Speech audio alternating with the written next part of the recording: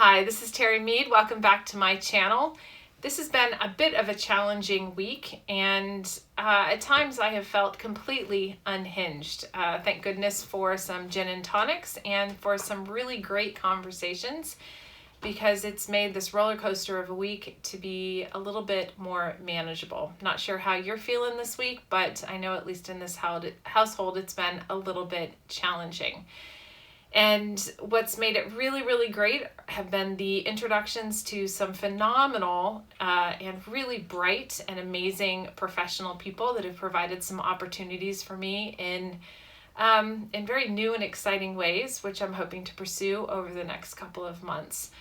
It's also been exciting because I was able to meet with a potential new client and who I've known for nearly 20 years. And I had the opportunity to talk about things and be reminded that yes, there are some things that I know a heck of a lot about, even though I might not have done them in the last year or two. So my 20 years of experience I was able to really rely on it and realize that I can add value in this world where I feel like a lot of things are completely outside of my control. Ray and I have talked about this a lot this week.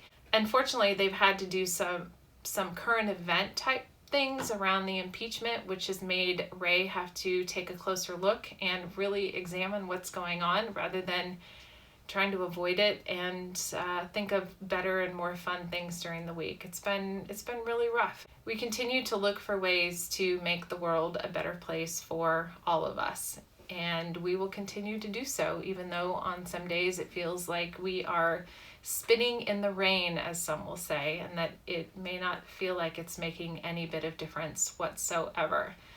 And it's at times like these that I have to get out of my home office and I have to get out and talk to people and meet with people and realize that there are bigger things that are happening. And even though it doesn't feel like we have anything to be optimistic and hopeful about, but that we do in fact have things to be optimistic about. I was introduced through a chain of events to a woman in Atlanta who's putting on a FemTech conference in October. And what was really exciting about that was just to see just how small the world is within women's health.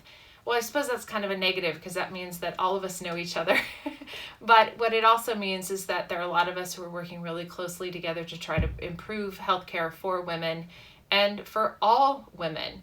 So I'm excited to be a part of that. And that came through a really random connection through my friend Allison, who lives in Oklahoma City, who I met last year at a life sciences conference, and I hung out with her this year at the same life sciences conference. I think I talked about it in a previous episode.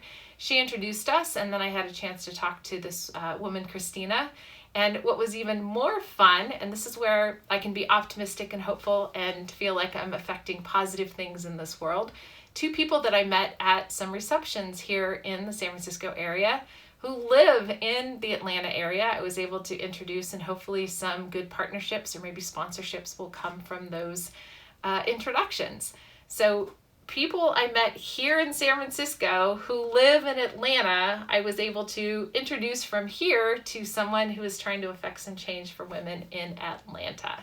And that's what I love to do in the world, and that's what I'm going to focus on, is my superpower. And my superpower is connecting, whether it's connecting ideas, connecting people, or connecting people to ideas. I had a really random conversation with my son yesterday as I was coming back from a meeting with a potential new client. So fingers crossed, because it looks like it's a fun little project. And he talked to me for nearly an hour, and we were talking about philosophy and how we think and how we see ideas. And he asked me how I saw kind of ideas in the world. And I had to explain to him that I see things in terms of a mind map or a concept map where you've got all these different little circles, and I'm always looking for the connections between them. And what happens is, as I look for those connections and I take all of these different ideas, I synthesize them down until they compress into an idea or a concept or a philosophy or a value that becomes my own. And then all those little bubbles, they go away. And that just becomes another bubble in a new mind map or a new content map. And he thought that was absolutely fascinating because it's not the way that he views the world or how he thinks about the world. What was most fun about that conversation, besides the fact that my son decided to spend an hour on the phone with me, which doesn't happen very often, was that I was able to appreciate that the way that I view the world and the way that I operate in the world has its value. There are times when, because I don't remember dates and I don't remember details and I can't attribute a certain thing to a certain someone, I often have hard time explaining how I get to a conclusion or how I synthesize these ideas down, because I have the ability to quickly get to some place, and I get to there and then I can't always explain why, and I just have to say, look, you have to trust that I was able to get to this point, that I've done all the mental processing. And the thing for people to believe that where I get to is actually of value is where I've established credibility. And that was one of the things that Adam pointed out to me, is like, just establish the credibility and then people will believe you. I said, well, that's easier said than done. And I was having a conversation with a girlfriend tonight about that as well, is a lot of times it's hard to establish that credibility or to be able to explain how you get to something. And Malcom Gladwell has a book called Blink, which I read last year as I was doing research for Piloting Your Life, and realized that there's often some subconscious processing that happens that gets us to a place where we have an answer, but we can't explain how we get there. And I felt very comforted by knowing that this is a thing, but our society doesn't necessarily appreciate that particular way of processing because it's not obvious and it's not analytical and it's not caught up in the brain. It's really more caught up from a subconscious, intuitive kind of level, which is one of the things that I love about having more women in this world, when we embrace our really great qualities that we bring into the world, and one of those is around our intuition. I think a lot of us women have evolved into very analytical thinking beings, and I, for one, have had to get back in touch with my intuition and combine it so it's like the full package. So I can be analytical and all in my head, and at the same time, if I listen to my intuition, I can get to places and see things that a lot of men aren't able to do, and there's value in that. And so to circle back around, because it feels like I'm rambling just a little bit around optimism and hope and some of the crazy things, some crazy bad things that have happened this week that I've learned about, whether it's actually, I just don't even want to go into some of the bad things that I've heard about this week, but I have to remain hopeful and optimistic that we women are bringing good things to the world, and that our society at some point will learn to recognize and value the goodness that comes from having a more diverse set of people represented, a more diverse set of people speaking, and that there are huge opportunities for all of us when we have greater representation and greater diversity. And so I'm not giving up. I'm going to stay hopeful, I'm going to stay optimistic, and I'm going to be continuing to do the hard work.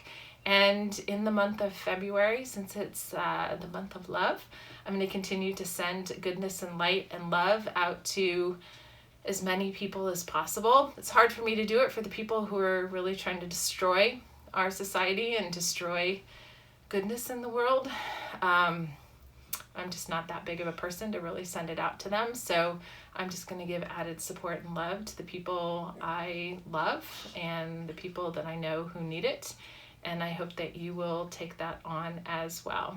In the meantime, I hope you're following us with hashtag One Brave Thing, and every day you're doing one thing to work that bravery and courage muscle. I think all of us need a little extra of that these days, and if we can do anything else to support each other in this would be great too. So with that, we'll go ahead and wrap this up. And so take an extra moment today to just kind of put some light, some goodness and love out into the world, no matter how much despair you might feel. And maybe spend some time with some friends or loved ones who tend to lift you up. And I think that's going to be a good thing for all of us. So with that, thank you for listening. Thank you for watching. Thank you for subscribing. We love your comments and we respond to all of them. So please, down below. And I don't think I referenced anything to be able to say, hey, check for links down below. Maybe the One Brave Thing. Until Tuesday, let go of perfection, take some risks, and above all else, have some fun. And this week, send out a little extra love.